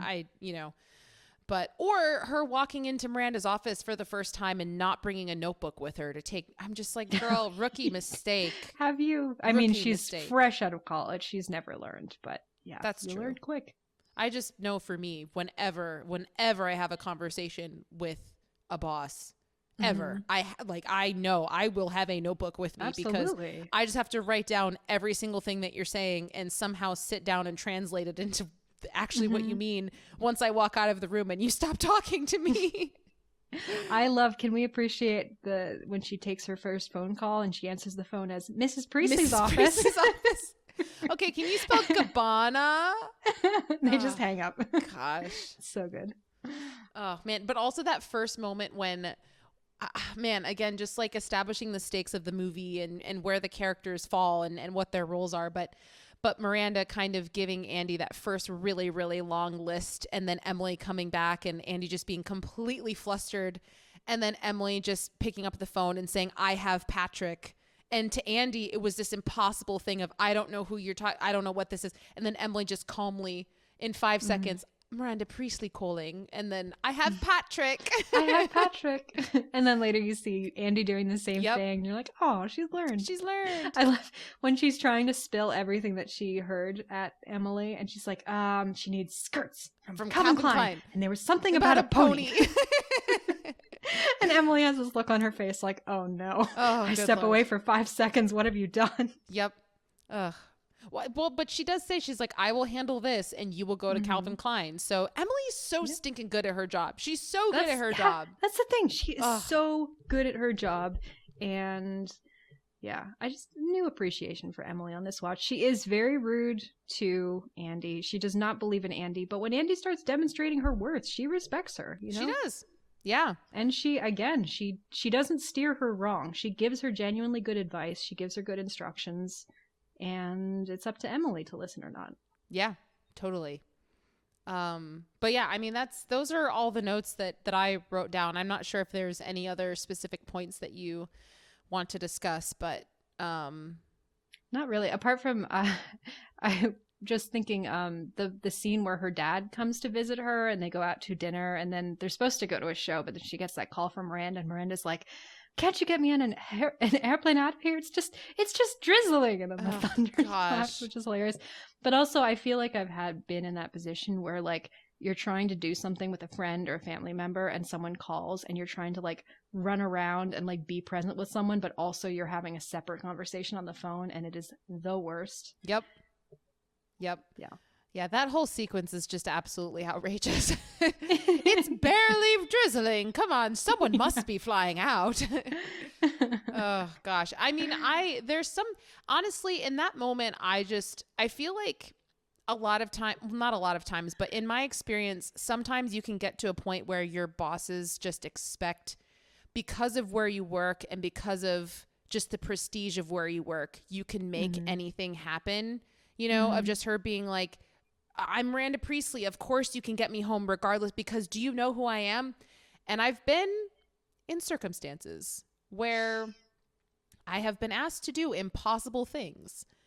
And my boss tells me, well, have you not told them what show you work for? Have you not emphasized? And I'm like, I have told them what show I work for. They're very aware of who we are and what we do. And like, and the prestige. It's the classic, don't you know who I am? Yeah, it's like they're very aware of who we are and our status, but at the same time, they cannot help us and there's nothing I can do about it. But my boss, whoever they might be, this has happened multiple times with different bosses, but they're just like, no, you have to tell them that you work for, I'm like, I have made it very clear. There's nothing that they can do. And it's like, well, we're at a stalemate, so I don't know what you want me to do. But yeah, I can empathize with that situation. It's like sometimes it's just there's no other card that you can pull out to get what you want. The answer is just no. And the stress of knowing that you're in a situation where the answer is no, but your boss demands that the answer be yes, is just hopeless, which is why when she walks in the next day and she's being reprimanded for her boss telling her like, wow, you should have gotten it done. And it's just like, I'm just going to stand here and say nothing because what can I say? You know, I understand that you're mad. Just have to take I know you're disappointed, but I literally did everything. And I think she says that. She's like, I did everything that I thought I could do. And I did everything I could think of. It's not good enough. So anyway, when her dad is like, what does she expect you to call the Navy and get her airlifted out of there? And she's like, no. Wait, can I do that? I mean, I think ultimately, you know, this movie is great. The characters, the writing, the wardrobe, the costumes, so many things about it are great. But I think ultimately for me, why this movie is so special to me and why it will continue to be is because I can relate personally to Andy in so many ways. I feel like if her and I were to sit down, we could have some really good trauma bonding conversations and she would just get it. And I watch her on screen and I feel for her every step of the way, because I'm like, man, you're just doing your job and you're just hustling and you're getting no appreciation for it. But you know that you're working hard and kicking ass, but how many other people actually see it, you know? The only difference is that I actually have good friends around me who are not going to like good, non-toxic, hopefully, friends who are not going to drag you down. Except for Take Geneva. your $1,900 Marc Jacobs bag and then demean your existence. Except for Geneva. Geneva drags me down all the time. She doesn't support I am anything. a very toxic person. Yeah. Yeah, that's why I would describe Geneva toxic. But yeah, that's all I got. Yeah. No, I feel like we're just smoothly segueing straight into I mean, we're kind of skipping over awards. We'll go back to that, but that's sort of what about this movie moves us. Yeah. Hearing you describe it that way makes me kind of want to show you Set It Up, which I don't think you've ever seen. Oh, I've seen Set It Up. Oh, you have seen it? I have. Okay. I love that movie. I know you do. Like it, but I love that movie. You love that and movie. That's one of the things I love about it is like, it's, you know, it's a rom-com. So it's taking a more, you know, comedic, you know, silly look at it. But like, it is very relatable for someone in their 20s who's just starting out and has unreasonable bosses. Is trying to figure out their life while also appease someone who has way too much power. I think the proposal scratches that itch for me. Set It Up doesn't really do it for me. Oh, yeah, I need to rewatch The Proposal because it's been such a long time since I've seen that. I've never really thought about it in that context. Well, wait, really? That's like the actual story, though. Well, because also The Proposal, they're like the same age. Like he's her assistant, but they're like the same age. I don't think so. Aren't they? I think they're quite. I don't know. I feel like they're at least 10 years apart in that movie. I feel like she's 10 years older. Yeah, I think she's in her like mid to late 30s, and he's in his mid to late 20s. Okay. But I need to rewatch that movie. Yeah, they read the same age to me, but yeah, Sandra Bullock is ageless. So. Yeah. Anyway, yeah. So let's talk a little bit just about the movie's legacy and its awards. So this movie was a big financial hit when it came out. It won a lot of praise from critics, particularly for Meryl Streep's performance. On Metacritic, it is currently rated at 62. Rotten Tomatoes has it at 75% fresh. It was nominated for 2 Oscars, Best Supporting Actress for Meryl Streep and Best Costume Design for Patricia Field. Should have won both, but it did not. Actually, I meant to look up who won for that year, and then I never got around to it. I can look it up while you're talking. Yeah, please do. I would be very curious. I believe Meryl Streep did win, actually, the Golden Globe for Best Supporting Actress for that year. Very, very well deserved. Although, as I mentioned before, I would also have loved to see Emily Blunt be nominated for Best Supporting Actress that year, because I think she's so phenomenal in this movie. And hey, let's throw in Stanley Tucci, Best Supporting Actor. Let's make it a full sweep. Stanley Tucci, man. I love him. Oh, so good. Do you have it? Who won that year? Keep going. I'll get there. Okay. Yeah, so I pulled a couple of critics' quotes. So this one is from a review that came out the year of this movie. So this is from 2006. This is by Dana Stevens in the magazine Slate. And this is a mixed review. So she writes, "The Devil Wears Prada is a movie that revels in pleasure, the pleasure of fashion, of luxury, of power and ambition. It's also a tremendous pleasure to watch. And who cares if the clothes aren't authentic? They're fabulous. Nonetheless, there's something mealy-mouthed about the way that the movie dangles all the goodies of worldly success before our eyes, then scolds its heroine for wanting to grab a little of that power and pleasure for herself." Yeah, so that kind of... Yeah, I think that kind of summed up some of the frustrations that I have with the movie, is that it's really good at representing certain things, but also the way that it shames its heroine for the choices that she makes. It can be a little bit frustrating at times. So costume design winner for this year was Milena Canonero for Marie Antoinette, which the costumes in that movie are pretty great. Oh, that's a good one. Yeah, those costumes are dang pretty it. great. Yeah, that's a great one. I would say that's pretty deserving. All right. And then, shoot, I just had it, but come back to me for supporting actress. I just had it. Oh, wait a minute. Hold on a second, Geneva. What? No. Hold on. She was nominated for Best Actress, not Best Supporting Actress. Oh, really? Yeah. Oh, interesting. Yeah, that's why I couldn't find it. Yeah, she was nominated for Best Actress. Oh, that's a classic category. And she lost. And in my opinion, looking at this, she actually should have won. But this year, Helen Mirren won for The Queen. Oh, interesting. Okay. Which is a good performance, but yeah. I think that Meryl's is better in Devil Wears Prada. But anyway, there you go. I pulled it up as well. I will say Kate Winslet is really, really good in Little Children. I will also say Penelope Cruz is great in Volver. So haven't seen Notes on a Scandal, but Judi Dench is always great. But yeah. Okay. All right. Anyway. All right. Yes. Anyway.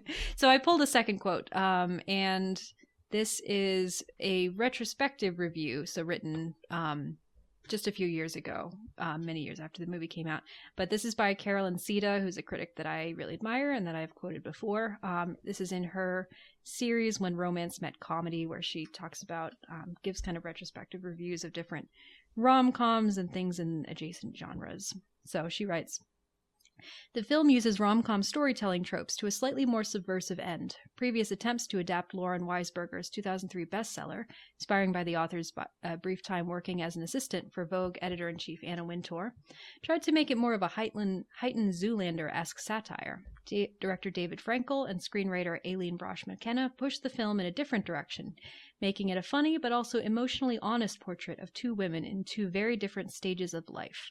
And later she adds, "The Devil Wears Prada's biggest success is in proving that the heightened aesthetics of the rom-com genre aren't incongruous with nuanced storytelling and emotional realism. The Devil Wears Prada believes, as do I, that glossy, feminine stylistic choices have no less inherent value than violent, hypermasculine ones. It just comes down to how well you use them." For shoes, skirts, shirts. Shut up, Nate. So anyway, I think that does a pretty good job of summing up some of the things that I find really interesting and that I just keep coming back to this movie, is that it does have this sort of the look of a fun and feel of a fun, glossy rom-com, which is a genre I truly love, but it also has this core of emotional honesty and these deeper layers of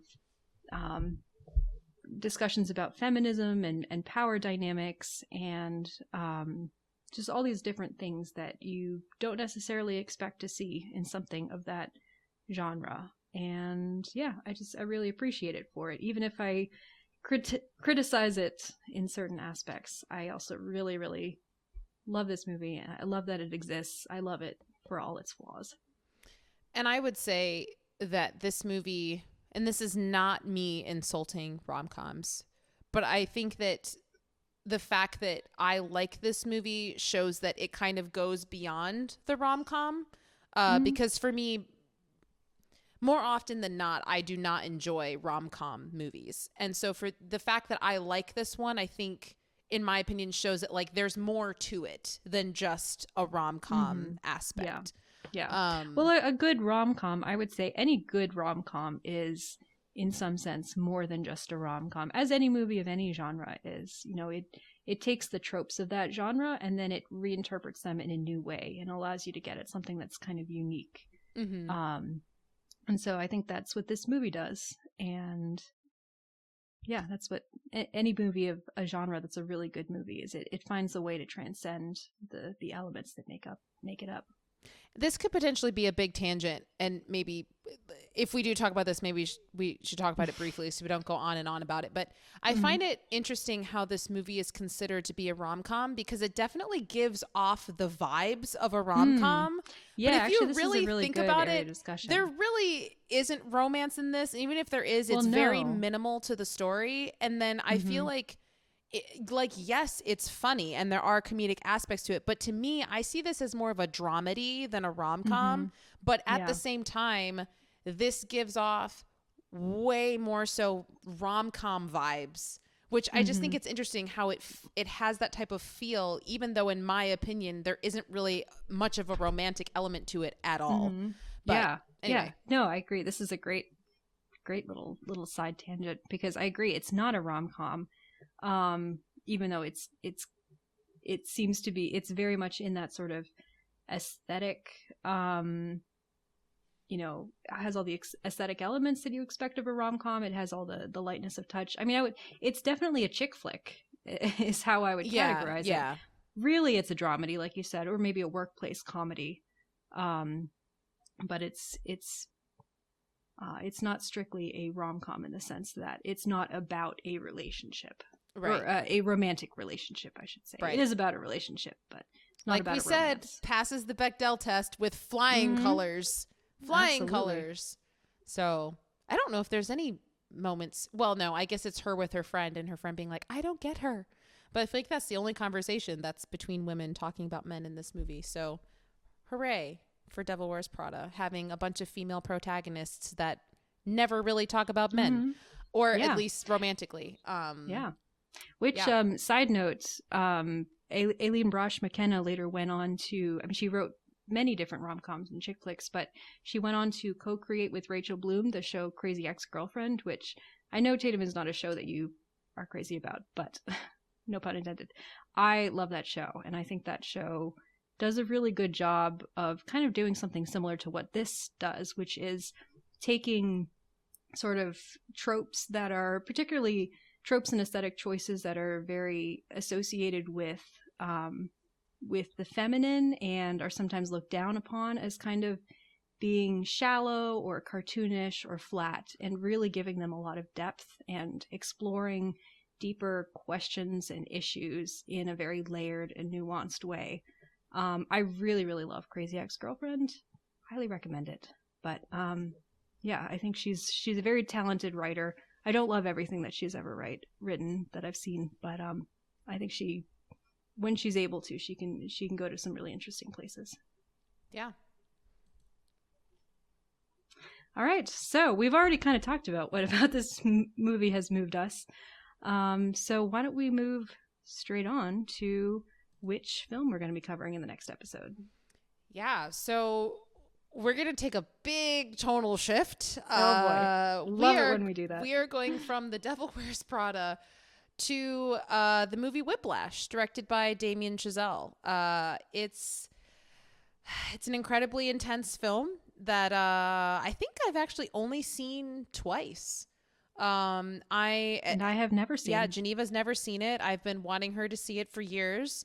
That's honestly what this podcast is about for me. I'm just like, I want to make Geneva watch movies I've been asking her to watch for forever. Pulp Fiction, Whiplash, let's me right back at you.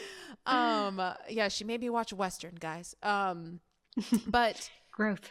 But yeah, so I'm very much still looking forward to hearing your thoughts on Whiplash. I think that you will be distraught, but I also think that I think you'll really like it. And if you don't like it, that's fine. I'm open to hearing your thoughts, but I think you'll like it. So tune in. I'm very excited.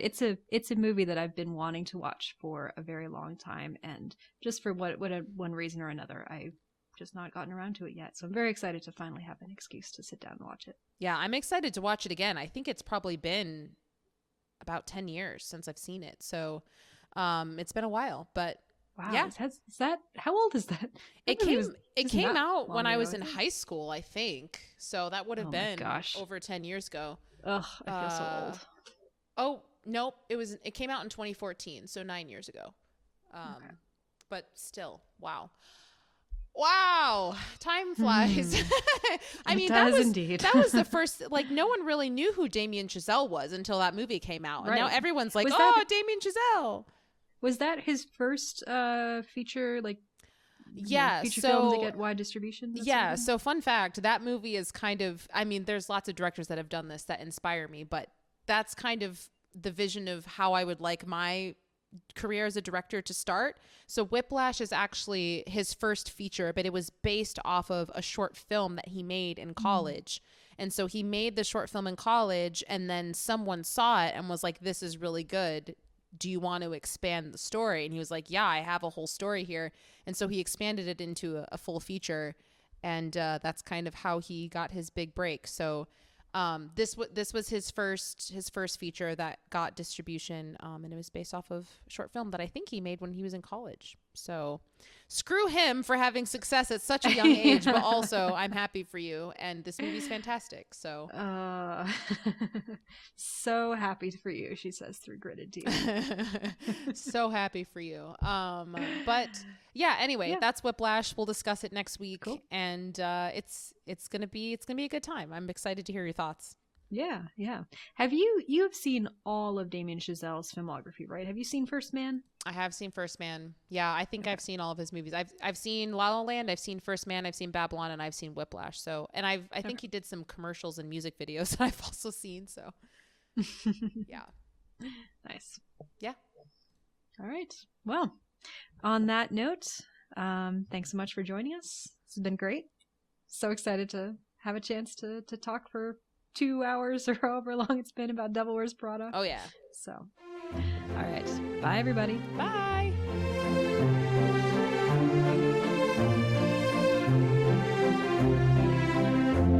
Thanks for listening. If you want to get in touch with us, you can email us at yourpickpod@gmail.com.